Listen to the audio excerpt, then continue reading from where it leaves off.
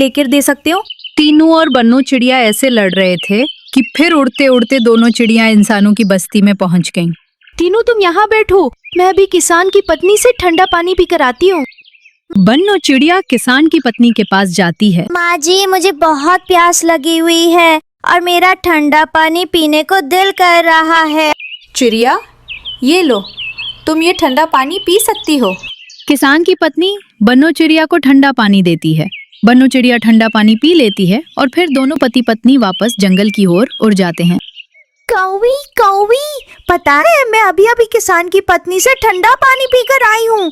बहुत मजा आया मुझे ठंडा पानी पीने में। बन्नू चिड़िया, मेरा भी ठंडा पानी पीने को दिल कर रहा है। क्या किसान की पत्नी मुझे भी ठंडा पानी दे देगी? हाँ हाँ कौवी, किसान की पत्नी बहुत दयालु है। तुम जाओ और उससे ठंडा पानी लेके पी सकती हो। इतने में एक कौवी भी दौड़ती हुई किसान की पत्नी के पास जाती है।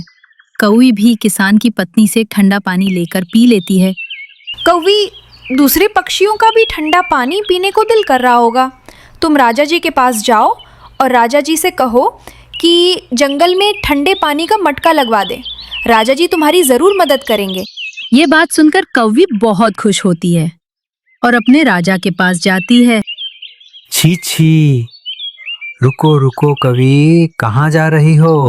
कबूतर, मुझे राजा जी से मिलना है। मेरी समस्या वही दूर कर सकते हैं। सिपाही से इजाजत लेकर कौवी राजा जी के पास चली जाती है। राजा जी, जंगल में बहुत गर्मी है और ऐसे गर्म मौसम में हम पक्षी गर्म पानी पीते हैं। कृपा होगी अगर आप जंगल में एक ठंडा पानी वाला मटका लगवा दें। ठीक है चिड़िया, तुम लोग ही तो मेरा परिवार हो। मैं जरूर एक ठंडे पानी का मटका जंगल में लगवाता हूँ। कौवी खुश हो जाती है और राजा जी सिपाहियों को आदेश देते हैं।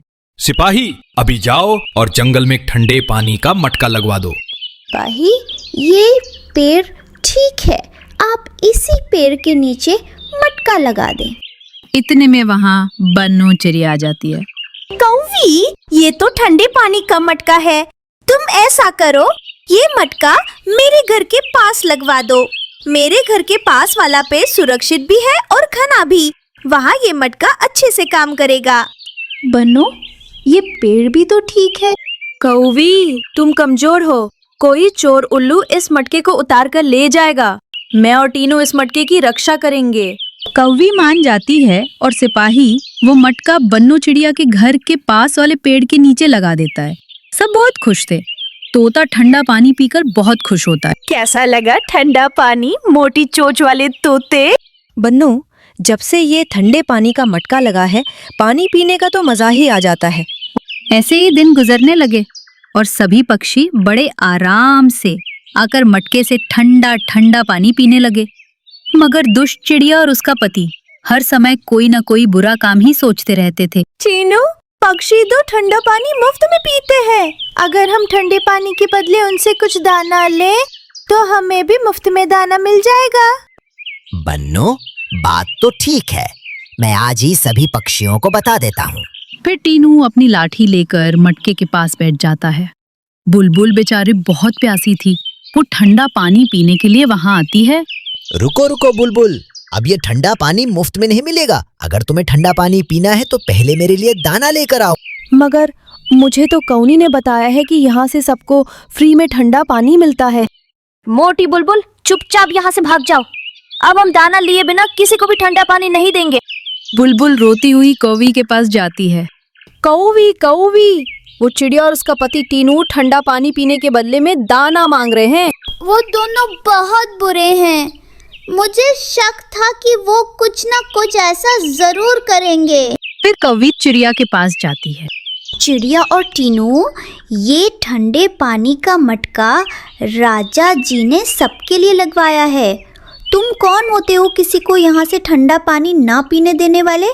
हम दिन रात इस मटकी की रक्षा करते हैं, बदले में हम दाना लेंगे।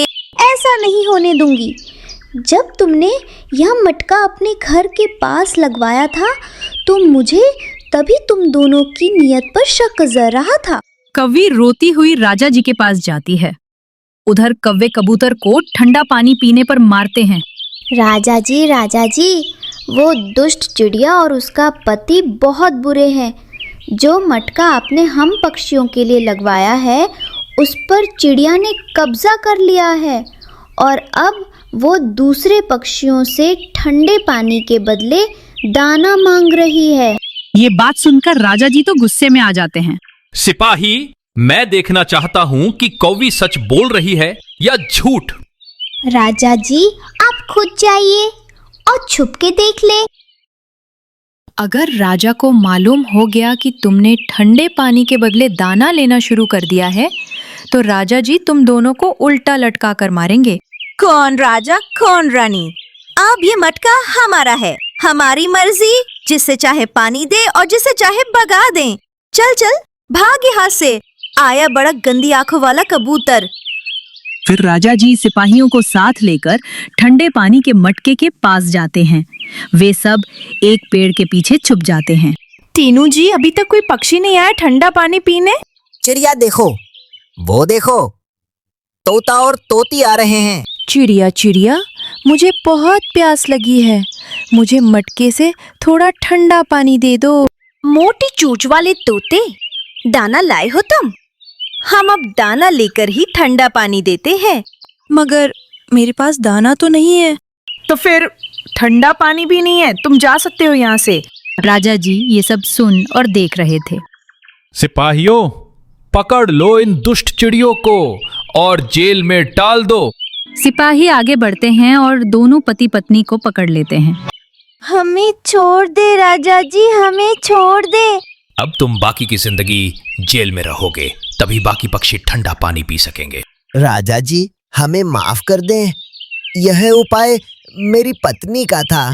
झूठ टूटे राजा जी, मेरे टीनू पति जी ने ये उपाय बताया था। मुझे छोड़ दे और टीनू जी को जेल में डाल दे। राजा जी, इन दोनों को ही जेल में डाले, ये दोनों बहुत बुरे हैं।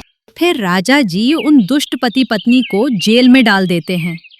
अब सभी पक्षी खुशी खुशी गर्मी के मौसम में मटके से ठंडा ठंडा पानी पीते हैं।